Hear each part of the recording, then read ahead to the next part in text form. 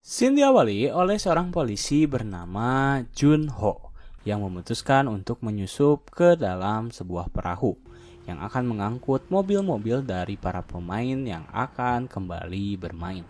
Di sana, Junho keluar dari mobilnya dan langsung menyusup ke salah satu mobil yang sedang terparkir. Saat sopir dari mobil tersebut sedang keluar, Junho masuk ke dalam mobil untuk berbaur bersama pemain lainnya. Di sana ia berpura-pura tak sadarkan diri.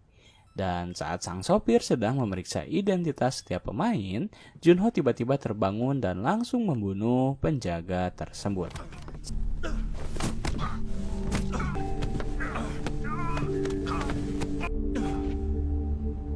Setelah itu, ia mengambil pakaiannya dan berusaha melenyapkan mayat penjaga permainan dengan membuangnya ke laut. Beruntung, Junho tak tertangkap saat ia sedang melemparkan mayat tersebut. Ia langsung diminta oleh rekannya untuk segera melapor kepada frontman. Lalu, scene berpindah pada para pemain yang akhirnya kembali ke permainan. Di sana, sebelum mereka sadar, mereka terlebih dahulu dipakaikan baju yang telah penjaga persiapkan. Dan saat mereka terbangun, mereka telah kembali ke posisi semula. Namun, tentu kali ini mereka memutuskan untuk bergabung. Gi-hun masuk ke dalam kelompok bersama Sang-woo, Ali, sang kakek, dan wanita pencuri. Hal itu Gi-hun lakukan karena ia merasa jika Deok-soo mungkin akan mengganggunya lagi. Namun wanita pencuri uang Gi-hun tak langsung menerima tawaran dari Gi-hun sendiri. Akhirnya ia pun memaklumi hal itu. Kemudian, masing-masing pemain mengambil jatah makanan untuk menambah energi bagi mereka sebelum memainkan permainan kedua. Karena permainan kedua akan segera dimulai, para pemain mencoba untuk berpikir dan menebak permainan apa yang akan mereka mainkan. Berkaca pada permainan pertama, Sang-woo memperkirakan jika mereka akan memainkan permainan anak-anak. Akhirnya Gi-hun satu persatu menyebutkan permainan anak-anak tradisional Korea Selatan. Tetapi ada satu masalah bagi mereka, yaitu Ali yang sama sekali tak mengetahui permainan tradisional ala Korea Selatan. Namun Sang-woo mencoba untuk menenangkan Ali, jika permainan mereka akan sangat mudah untuk orang dewasa lakukan. Ali yang mengerti mengangguk dan kembali berterima kasih kepada rekannya karena telah membantu dirinya. Hari malam pun tiba, penjaga diwajibkan untuk kembali ke kamarnya dan beristirahat untuk bersiap kembali bekerja esok hari. Junho yang sangat awam dengan hal itu berusaha setenang mungkin untuk menutupi penyamarannya. Ia masuk ke dalam kamar yang telah tertera dikunci. Setelah itu, Junho masuk ke dalam, namun ia masih belum berani membuka topengnya, dikarenakan terdapat CCTV di area kamar para penjaga.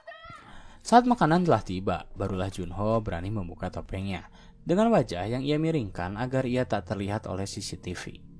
Kemudian scene berpindah pada seorang wanita bernama Minyeo yang merengek kepada penjaga karena ia sangat ingin pergi ke toilet.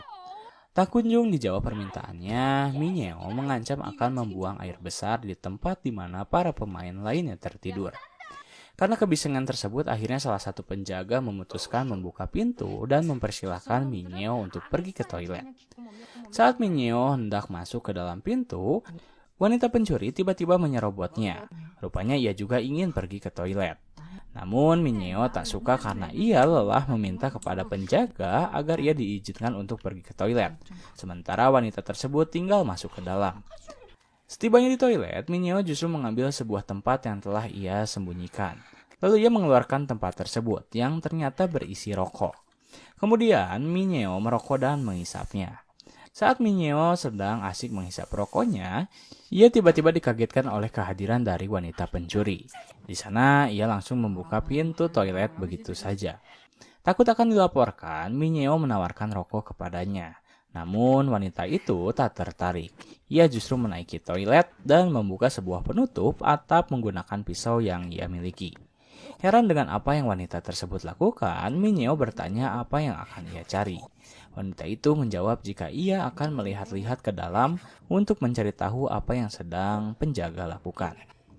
Merasa hal itu adalah ide cemerlang, Minyeo dengan cepat membantunya memasuki lorong tersebut dan segera memintanya untuk kembali jika telah menemukan sesuatu. Waktu berlalu, penjaga yang telah tak sabar menunggu Minyeo terus mengetuk pintu toilet untuk meminta Minyeo agar segera keluar. Tetapi pencuri wanita yang tak kunjung datang membuat Mineo harus berimprovisasi. Ia berpura-pura masih menyelesaikan buang airnya. Mineo bahkan menyalahkan air keran agar dramanya terlihat realistis. Sementara itu, wanita pencuri melihat para penjaga yang tengah membuat sesuatu. Saat wanita itu sedang mengintip, salah satu penjaga hampir saja mengetahui keberadaan dari wanita tersebut. Namun beruntung ia berhasil mengeluarkan kepalanya dan langsung memutuskan untuk kembali. Saat wanita itu kembali, sang penjaga yang telah habis kesabarannya memutuskan untuk mendobrak pintu. Beruntung saat ia tiba, wanita tersebut telah kembali dan mereka sedang berada di dalam toilet berduaan. Melihat adanya penjaga, Mineo yang saat itu tengah buang air kecil langsung marah. Ia bahkan akan menuntut penjaga tersebut jika permainan ini telah selesai. Tak menjawab perkataan Mineo, penjaga itu langsung mengarahkan mereka berdua untuk kembali ke tempatnya masing-masing. Kemudian, scene berpindah pada Junho yang sebelum tertidur memutuskan untuk memainkan HP-nya. Di sana ia mencatat beberapa hal yang baru saja ia ketahui. Setelah itu, Junho tertidur dan Shin langsung memperlihatkan dirinya yang telah terbangun dikarenakan bel berbunyi. Setelah itu, Junho membersihkan diri lalu bersiap untuk kembali menyamar dan bekerja. Di ruang para pemain, Mineo kembali menghampiri rekannya untuk bertanya tentang apa yang ia lihat. Wanita itu berkata jika ia mencium aroma gula di sebuah ruangan dan melihat seorang penjaga tengah mengaduk-ngaduk sebuah cairan.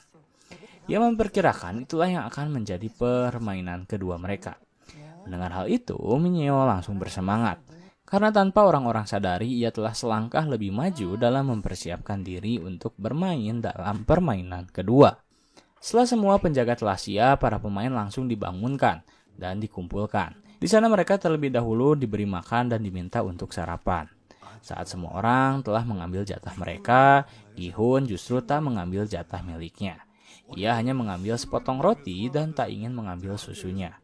Namun karena para penjaga sama sekali tak menjawabnya, akhirnya Gi-hun dengan terpaksa mengambil susu tersebut. Lalu scene berpindah pada seorang pemain yang saat itu tengah menyantap rotinya. Di kasur miliknya, di sana saat ia baru saja memakan setengah roti miliknya, ia tak sengaja menemukan sebuah kertas yang bertuliskan gulali. Setelah semua pemain menghabiskan sarapannya, mereka lalu diminta untuk berkumpul dan mengikuti arahan dari penjaga. Saat pemain sedang berjalan menuju ruangan yang harus mereka masuki, Sang-woo tiba-tiba mendatangi wanita pencuri karena ia mendengar percakapan antara dirinya dengan Mineo. Sang-woo mengatakan jika ia bisa menebak permainan kedua dengan clue yang akan ia dengar. Karena perkataan Sang-woo merasa menjanjikan, akhirnya wanita itu memberitahu apa yang ia lihat. Lalu tak lama kemudian, para pemain dibawa ke sebuah ruangan. Saat mereka tiba di sana, tertera beberapa pintu yang berjumlah 4. Dengan bentuk yang berbeda-beda. Ada pintu dengan kode bulat, pintu dengan kode bintang, pintu dengan kode segitiga, dan pintu dengan kode payung. Merasa ini permainan mudah, Gi-hun mencoba untuk berdiskusi dengan Sang-woo terkait rencana mereka. Apakah mereka harus bersama untuk menyelesaikan permainan kedua ini atau berpisah?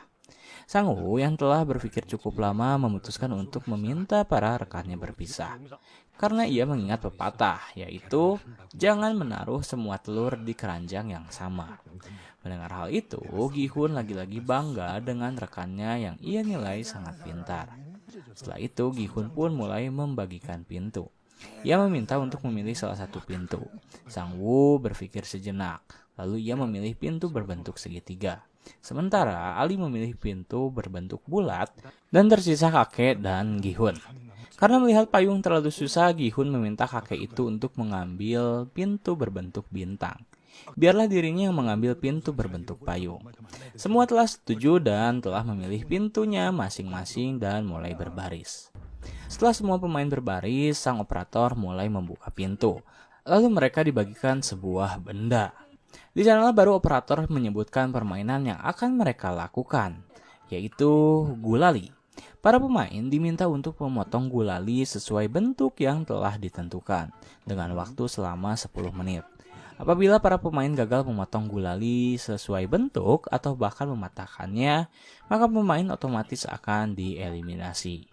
Mendengar hal itu, Gihun benar-benar terkejut sekaligus bingung. Bagaimana tidak, ketika orang-orang merasa mereka mampu memotong ukiran tersebut karena sangat mudah, Gihun harus bersusah payah memotong ukiran berbentuk payung. Saat waktu 10 menit telah bergulir, para pemain dengan cepat memotong ukiran gulali tersebut, menggunakan sebuah jarum pentul yang telah para penjaga persiapkan. Waktu terus menghitung mundur, belum ada pemain yang berhasil memotong gulali sesuai bentuk yang telah tertera. 5 menit berlalu, terdapat pemain yang telah menyelesaikan permainan, yaitu Sang Woo. Ia berhak kembali ke ruangan dan dinyatakan berhasil melewati permainan kedua. Saat Sang Woo telah berhasil, banyak juga dari mereka yang langsung gagal dan ditembak mati. Sementara itu, Minyeo melakukan hal curang.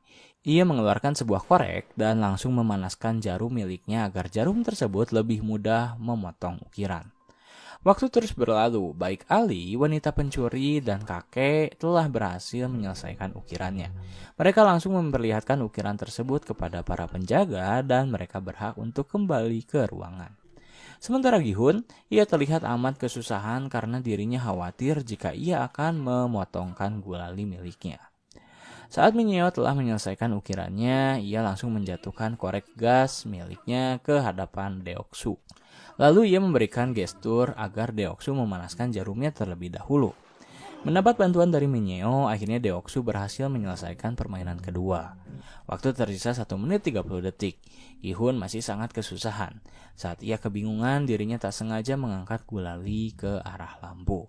Di sana ia baru mengetahui trik agar gulali terpotong tanpa harus diukir, yaitu dengan cara dijilat.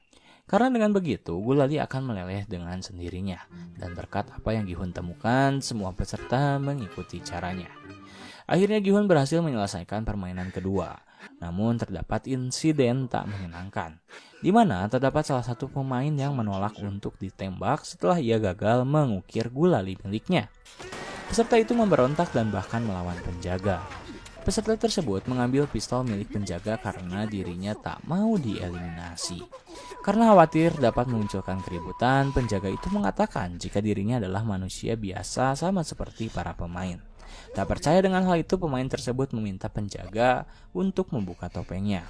Penjaga tersebut menuruti permintaan sang pemain. Dan saat topeng terbuka, muncul wajah dari seorang pria. Barulah di situ, sang pemain bersyukur dan meminta maaf. Ia mengatakan jika dirinya ingin pulang dan bertemu dengan keluarganya. Saat pemain tersebut sedang mengatakan hal itu, penjaga dengan cepatnya mengambil kembali pistol miliknya untuk ia tembakan. Namun, frontman tiba-tiba datang dan menembak penjaga tersebut, beserta pemain yang telah mengacaukan permainan kedua.